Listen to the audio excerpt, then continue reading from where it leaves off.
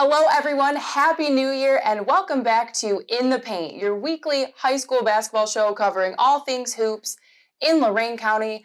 I'm Marissa McNeese from the Chronicle Telegram, back again for your 2021 edition of In the Paint. This week, joined by WEOL's Rocco Nushi. Rocco, thanks for being here with me today. Well, thanks for letting me through the doors today, Marissa. I appreciate it.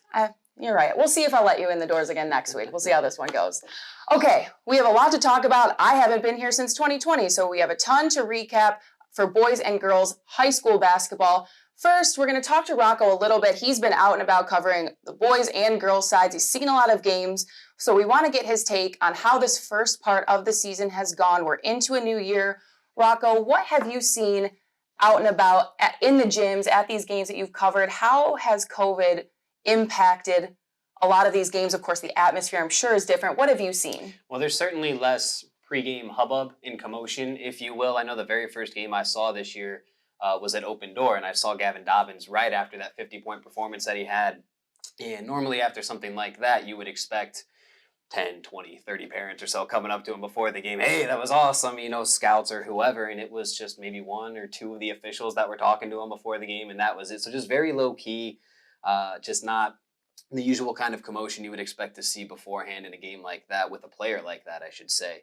But other than that, Marissa, to be completely honest with you, it's been somewhat normal. Obviously, crowd restrictions, audio levels, and again, the crowd commotion, it's not quite the same. But, I mean, there's still very spirited fans. It's all parents, so they certainly have their fair share of school spirit and, Right. cheering on their kids, their son, their daughter, whoever it may be. So it's as close to normal as possible, but again, just not quite that same pregame hubbub. Our pregame interviews with the coaches, it's kind of like a, hey, how you doing? But we're 6 feet across, we got masks on and everything. So it's fun, it's different, but I'll take that over no basketball at all. Absolutely. And I know, I've talked to a handful of coaches, before the season and up until now. And I think, it is a shame.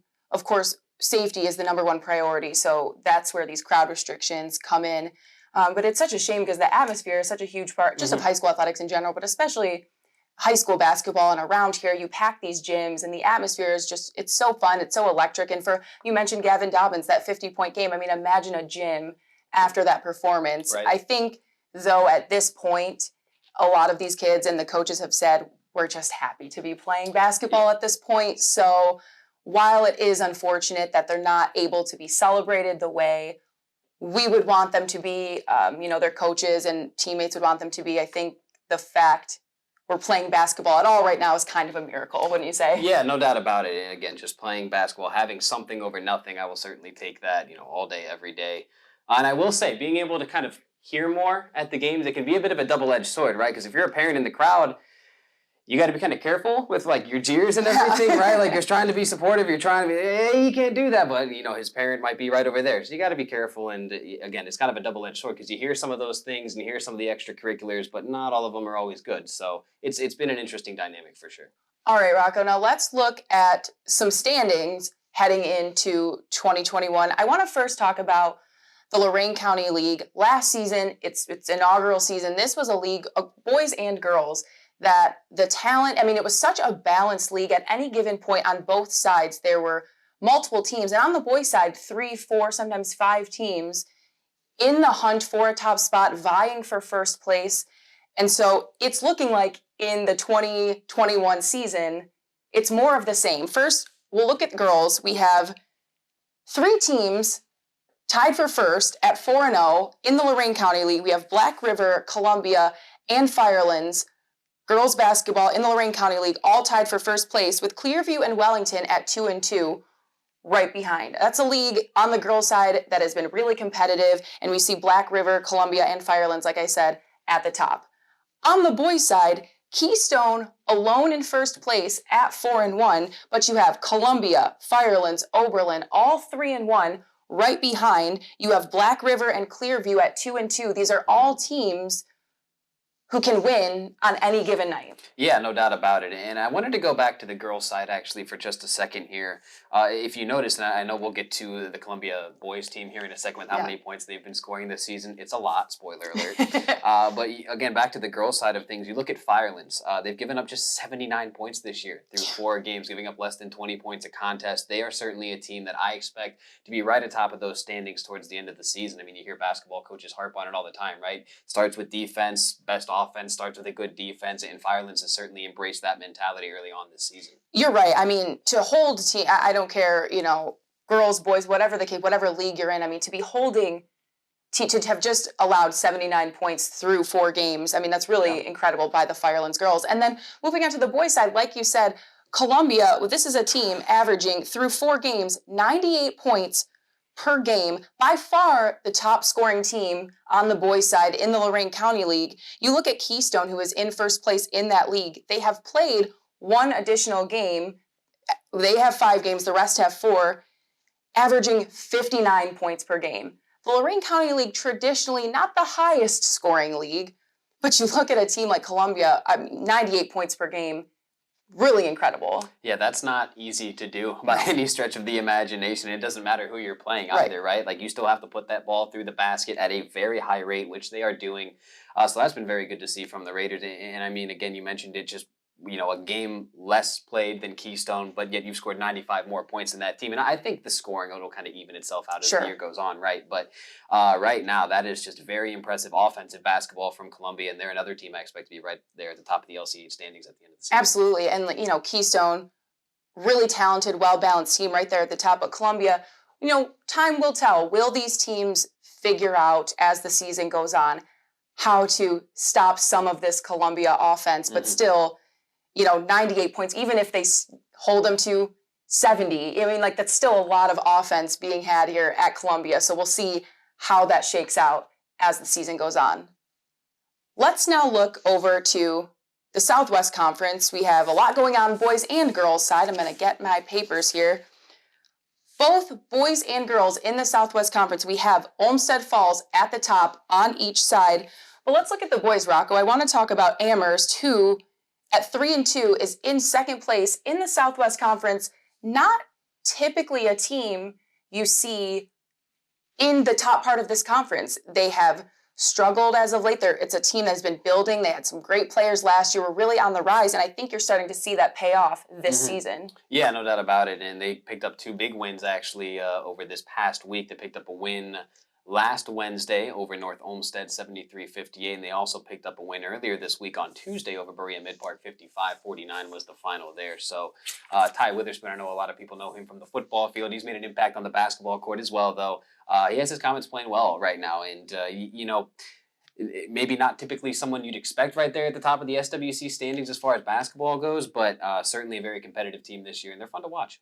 Yeah, and with the SWC, we've seen this. It's now we're starting to see it in the Lorraine County League, but always with the SWC, we sort of joke, but no matter the sport, any team can win in that conference on any given night. It is such a grind with with 10 teams, night in and night out, and so I think you're starting to see this. We'll see how it transpires through the rest the second half of the season. But it's exciting, for Amherst, to see the Comets right there at the top of the standings as we head into the new year. Yeah, I mean, teams still trying to find their footing, really trying to find their own identity. And especially in a year like this, it's better to start off well than to start off bad, because that confidence, again, early on in a year like this, it can go a long way. Things getting canceled. Maybe you're not practicing or meeting as a team as often as you once were pre-COVID era. So it's just a lot of different things happening this year. And I think getting some early confidence, within your team, it's a great step forward. Absolutely. All right, let's look at a few other teams from around the county. We'll start with the boys. We have Elyria at 3-0. Pioneers with a little bit more of a delay to their season than some of these other teams. When they picked back up again, it was a struggle to get some games. They started with Vermillion, which was a game that we weren't sure. I know they wanted to keep on their schedule. Elyria traveled to Vermillion, picked up the win. It was an exciting game for the Pioneers to kick off their season. Now 3-0 with a big win over Strongsville. They're looking good. They've got a lot of seniors. This is a team I think we need to keep our eye on this season. Marson Robinson, one of the most talented players in the area, has always been exciting to watch, always a high-level performer, of course, is going to do big things for the Pioneers this season. Then we have, speaking of Vermillion, the Sailors at 4-4. It's a team that's played a lot of basketball compared to some of these other teams who haven't had a chance to play out their schedules yet. I know once they picked up after the COVID delay, they went right to it, scheduled a lot of games, and right now are sitting at 4-4. And then you have Elyria Catholic, started strong with a big win, but is struggling a little bit as of late at 1-3. Again, a team who graduated a lot from last year's district finals team, looking for a bit of an identity, and I know Coach Rob Palmer will get them straight, but right now still sort of finding their footing. Like we said, I know these delays and all of this changing of schedules has had quite an impact on a lot of these teams, and we're seeing that manifest, I think, in some of these games. Oh, it's certainly tough for a lot of these teams right now. And Elyria Catholic still trying to work off that rust, as we've seen here early on. If I can, real quick, a comment about the Vermillion Sailors. They were actually the very first team I saw play this year, and they're an interesting bunch. They're very fun to watch. They don't really have that true one-star player to, they're going through this guy every time down the floor, or this or that. It's a very balanced approach from the Sailors, and they're a fun team. They play a lot of good defense. I've got my eyes on them moving forward this year. I don't know if they'll be at the top of their conference necessarily, but they're an interesting, fun team to watch. And you're right, Rocco, because this is a team, in recent years, I mean, this has been a team that's advanced to, the district level. They've had a lot of talent come through that program. Coach Kurt Habermel always has that team competitive and ready to play. But last year, after graduation, hit the Sailors hard. I mean, they were working with a lot of young players, and you could tell they were just still trying to figure out the pace of playing on varsity, playing against some of these, top opponents in the area. And now, as they get more experience, I think, like you said, we're seeing this team figure it out a little bit more. Yeah, and again, they're a fun team to watch. You're getting more quality varsity players as that program starts to progress. That's something Coach Habermill talked to me about before the season started. So impressed with the Sailors early on. Yeah, absolutely. Let's switch quickly over to the girls' side. Same teams. We're going to look at the Elyria Pioneers on the girls' side. A little bit of a different start than the boys. They are 0-5, winless so far. Vermillion girls, 5-2. They've had some really exciting games so far this season. That buzzer beater with Cam Colahan tipping it in at the buzzer late, last month. And Elyria Catholic girls, of course, 4-0, a team that is always exciting to watch in Lorraine County, a team that you can almost always count on to advance, certainly through the district round. Last year, as we know, did not get to complete their state championship run. Really unfortunate for that program who works so hard and really plays at such a high level, but haven't missed a beat. They had their season cut short, their state championship run cut short, but sitting at 4-0 so far. I think the Lady Panthers are a little hungry this year, Marissa. I'd say so. I think they're a little upset they didn't get a chance to play for that trophy. Well, and they have every right to be. I mean, that was very sad and unfortunate the way last year's winter sports season just came to a crashing halt all of a sudden because of COVID. So now with both the ladies and the boys getting back on the floor this year, you have teams really taking advantage of just being able to play basketball, and the Elyria Catholic girls certainly taking advantage early on. Absolutely. And, it wouldn't be high school basketball in the county if we didn't mention the Lorraine Titans, who to this point have not played a game yet. They were one of the teams, as we know, did not play a fall sports season. The only team in the county to have put their athletics on pause for the fall.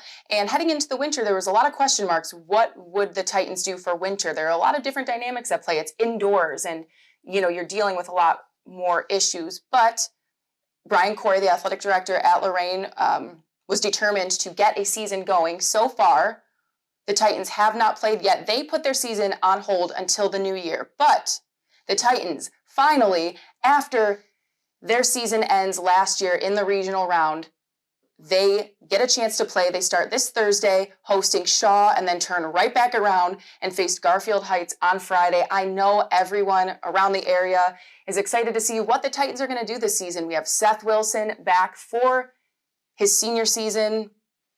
What's he going to do before he heads off to West Virginia? This is a team that had a disappointing end last year on the boys' side, and are really, we're eager to see what they do with all the pieces they have. Yeah, certainly looking to take another step forward as a program. You kind of mentioned the disappointing end to last year, losing down to the University of Akron there in the postseason tournament. But very excited to see what they're able to do this year. And I got to say, Brian Corey, Keep sending me those emails, man. Love keeping track of the schedule updates. I appreciate that. All right, we've got to shout out Brian Corey on the show. But then on the girls' side, they did kick off their season this week. The girls have had a game so far. They played Vermillion, lost in a good game against Vermillion, and that's just, again, the girls getting their season going as well. So we'll have another team to add to the mix as these teams start to come back from these COVID delays. So really excited to welcome the Lorraine Titans, both boys and girls, back into the high school basketball schedule. Now it's time to announce our first Federal Savings of Lorraine Teams of the Week. We're going to get back to our roots here at In the Paint. For the past few weeks, we've done just either one girls or boys team, but Rocco and I figured it's time to get back to it. We need to honor a girls and boys team moving forward. So with that being said, on the boys side, our first Federal Savings of Lorraine Team of the Week goes to the Elyria Pioneers, starting their season 3-0 after a tough delay, a lot of practice time, not a lot of game experience, having to just jump right back into it.